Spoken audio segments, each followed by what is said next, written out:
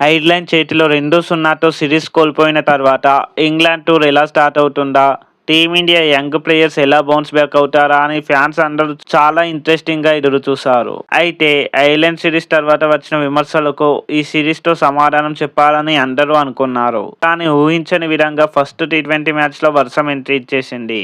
మరీ ముఖ్యంగా ఫ్యాన్స్ ఒక విషయం కోసం ఎక్కువగా వెయిట్ చేశారు.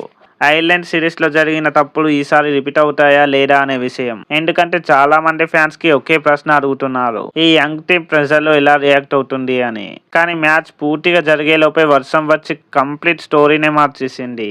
ఒకవేళ మ్యాచ్ పూర్తిగా జరిగి ఫలితం వచ్చి ఉంటే పరిస్థితి వేరేగా ఉండేది. గెలిచినా ఓడిపోయినా టీంలకి ఒక క్లారిటీ వచ్చేది. కానీ నో రిజల్ట్ రావడంతో ఇప్పుడు రెండు టీంలు కూడా మళ్ళీ కొత్తగా స్టార్ట్ చేయాల్సిన పరిస్థితి వచ్చింది. అయితే ఇందులో ఒక పాజిటివ్ విషయం కూడా ఉంది.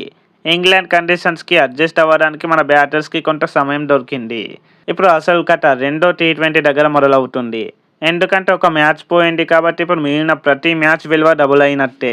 ఈ మ్యాచ్ గెలిస్తే టీమిండియా మూమెంటం అందుకునే ఛాన్స్ ఉంటుంది. కానీ ఓడిపోతే మాత్రం తర్వాతి మ్యాచ్లలో ఒత్తిడి భారీగా పెరుగుతుంది. ఇక్కడే ఒక ట్విస్ట్ ఉంది. రిపోర్ట్స్ ప్రకారం ఇంగ్లాండ్ తమ కాంబినేషన్లో కొన్ని మార్పులు చేసే ఛాన్సెస్ కనిపిస్తున్నాయి. ముఖ్యంగా తమ పేస్ అటాక్ని మరింత స్ట్రాంగ్ చేసే ఆలోచనలో ఉన్నారని వార్తలు వినిపిస్తున్నాయి. ఇది కనుక జరిగితే టీమిండియా టాప్ ఆర్డర్కి చిన్న పరీక్ష కాదు. ఇప్పుడు ఓల్డ్ ట్రాఫర్డ్ పిచ్ గురించి మాట్లాడితే ఇక్కడ ప్రారంభంలో పేసర్లకి మంచి సహకారం దొరికే అవకాశం ఉంటుంది. స్వింగ్ కూడా ఉంటుంది, బౌన్స్ కూడా ఉంటుంది. అందుకే ఫస్ట్ కొన్ని ఓవర్లు చాలా జాగ్రత్తగా ఆడాలి. ఎందుకంటే ఒక్కసారి 2 వికెట్లు త్వరగా పడిపోయాయంటే ప్రెజర్ వెంటనే పెరిగిపోతుంది.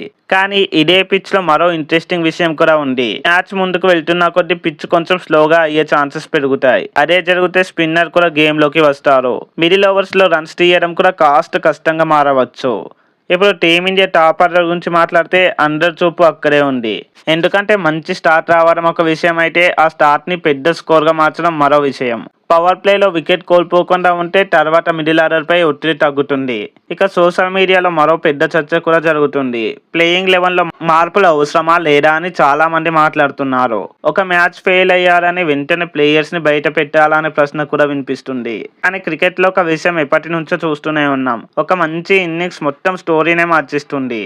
నిన్న విమర్శలు ఎదుర్కొన్న ప్లేయర్ ఈరోజు మ్యాచ్ విన్నర్గా మారిపోవచ్చు. అందుకే మేనేజ్మెంట్ కొన్నిసార్లు ప్లేయర్స్ పై నమ్మకం పెడుతుంది. ఇక తిలక్ వర్మ లాంటి ప్లేయర్స్ గురించి కూడా చాలా అభిప్రాయాలు వినిపిస్తున్నాయి. కానీ ప్రతి ప్లేయర్ ఒకేలా ఉండడు. కొంతమంది వేగంగా ఆడాలి, ఇంకొంతమంది ఇన్నింగ్స్ని నిర్మించాలి.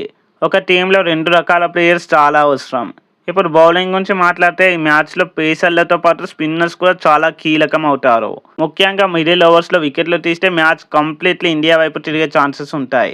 ఓవరాల్గా చూస్తే సెకండ్ టీ20 మ్యాచ్ ఇండియాకి ఒక పెద్ద టెస్ట్ లాంటిది. ఐర్లాండ్ సిరీస్లో వచ్చిన విమర్శలకు సమాధానం చెప్పే అవకాశం ఇదే. ఇంతకీ మీ ప్రిడిక్షన్ ఏంటి? ఈ మ్యాచ్లో మ్యాచ్ విన్నర్ ఎవరవుతారు? కామెంట్లో చెప్పండి. ఈ వీడియో నచ్చితే లైక్, షేర్ అండ్ సబ్స్క్రైబ్ చేయండి. మరో వీడియోతో మళ్ళీ కలుద్దాం. Thanks for watching. జై హింద్.